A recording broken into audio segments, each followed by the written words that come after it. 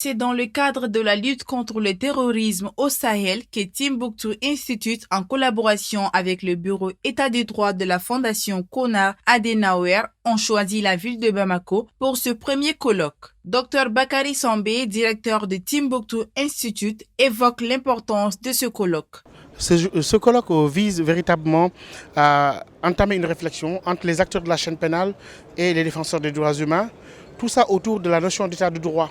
Parce que quelle que soit la lutte contre le terrorisme et son efficacité, sans état de droit, sans respect des droits, l'État ne peut pas être crédible. Et donc nous avons besoin de jongler entre les impératifs de sécurité et les principes de respect des droits humains. Maître Alpha Habib Koné a aussi évoqué l'implication des avocats dans ce processus. Pourquoi les avocats défendent les terroristes? Il faut leur répondre que tout le monde a droit à la défense. La robe est à la disposition et au service de tout le monde, à condition de la solliciter. Et le plus important, ce n'est pas d'innocenter forcément les terroristes, mais c'est de s'assurer que les règles sont respectées, que la procédure est respectée et qu'en cas de condamnation, la condamnation qui arrive au bout est une condamnation qui aboutit régulièrement.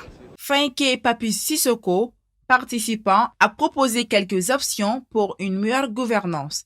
Il y a l'option militaire qui est en cours depuis des années, vous le savez.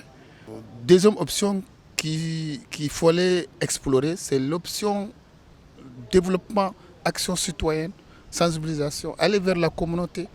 Peut-être que troisième option, qui est l'option de la judiciarisation, c'est aussi une option très intéressante parce qu'il faut savoir réprimer souvent. Au Mali, le terrorisme continue de prendre de l'ampleur. Ces échanges apporteront une solution à ce fléau.